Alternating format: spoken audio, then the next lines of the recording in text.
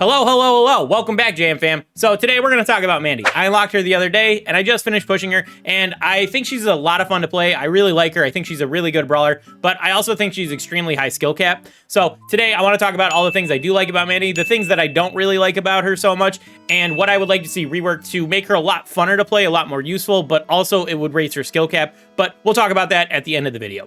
Remember, if you enjoy the video, make sure you leave a like on it, and if you enjoy my rambling, make sure you leave a sub. And with all that out of the way, let's get into it.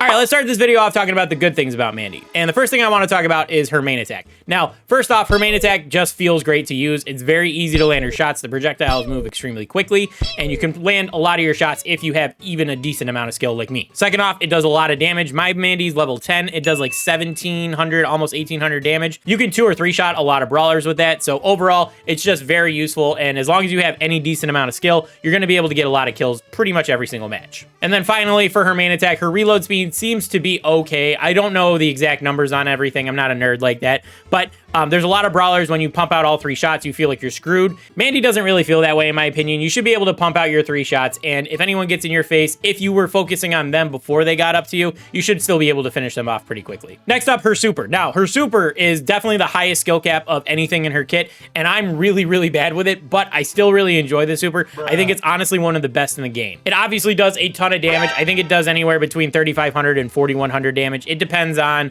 like, if you have your damage gear active or whatever, but honestly, it's just a great super, and I think that a lot of people are going to have a lot of fun with it. Me, personally, I miss a lot of shots with it, like I said, but I really enjoyed using it, and I did get a couple team wipes, which is always satisfying. However, once you get used to it and you get pretty decent with it, you can cycle supers non-stop with Mandy because the recharge rate on her super is 50% per enemy, so if you hit 2 people, you instantly get a free super back, but even if you only hit 1 and you finish the kill, then you're still going to get 50% of your super back, and you win your lane, so, like, you're just going to be able to pump all these supers out non-stop. Like I said, I think it's one of the best in the entire game. All right, and the last thing that I really like about Mandy is that both of her gadgets are extremely viable.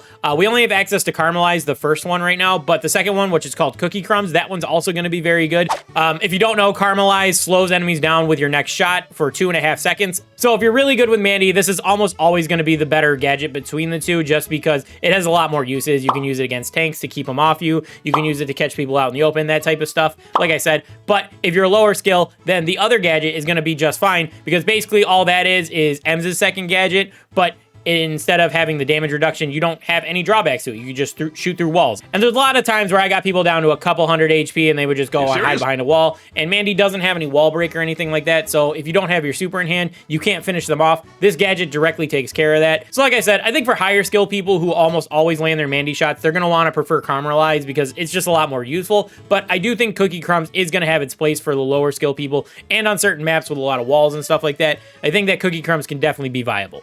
All right, let's talk about the bad stuff. Now, obviously, the idea behind Mandy's focus is a really good idea. Giving her a range buff so she could shoot off screen is a good idea. It's a lot of fun to use, and it definitely raises her skill cap if you can get used to it like that. But the problem is the implementation. The fact that you have to stand still to get the buff and you lose it as soon as you move makes it pretty much unviable for me to use personally, because I have it ingrained in my brain where when I play Brawl Stars, I need to move constantly. I can't just stand still.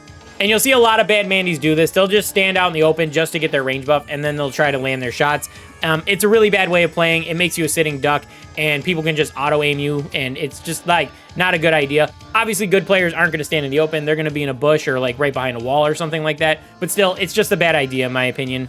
Now, there's definitely maps where it is viable to use, something like Hard Rock Mine or Dry Season, where the bush is in a convenient spot for you to stand still in and still be able to land your shots. Stuff like that definitely works, but I think in most maps and most modes, you're not really going to ever want to use the focus mechanic. So for the most part, I almost never took advantage of it. But that leads me into my next problem with Mandy, and that's the fact that both of her star powers are built into her focus mechanic. And obviously that makes sense because it's her unique thing, but if you never use the focus mechanic, then you never get access to her star powers, and I think that's just a bad concept. Now, I'm not saying that her star powers are bad by any means. I think that they're both very usable. I think the idea behind them both works really well, and like I said, it makes sense to build them into her focus mechanic, but if you don't use focus, then you're never going to have access to her star powers, and it's just going to feel like you're playing a strong level 8 brawler as opposed to an actual like level 10, level 11 brawler. All right, now let's talk about what I'd like to see reworked with Mandy. And if you can't read minds, I'm going to talk about reworking focus. just so you know. All right, so like I said, I think focus is really gimmicky. I think it's really hard to use, and I don't think it's viable on most maps. So I would love to see a rework to that, and I think Ben Tim pointed it out the best over on his Twitter. He said that he thinks that they should rework it so that once you land a certain number of shots, you get the access to the focus as opposed to just standing still. And I think that is probably the best fix to the entire thing for a couple different reasons. First things first, it doesn't lower the skill required to play Mandy. In fact, it actually makes it higher because then it builds in the fact that you have to land your shots to make it so you can access focus at all and then get access to your star powers. So I think that is like a positive feedback loop. Second off, it makes it a lot less gimmicky and it makes it actually viable to use on every single map. So I think that is another positive change in that idea. And then lastly, it would pair really well with both her star powers, but particularly it would pair really well with her first star power, the one that makes her shots a lot faster. But yeah, overall, I think if they built focus into landing your shots rather than standing still, it would just work out a lot better. Kind of make it work like Ash's rage mechanic, where he builds rage when he takes damage and deals damage. It just makes it a lot higher skill cap, and it just makes Mandy more fun to play, in my opinion.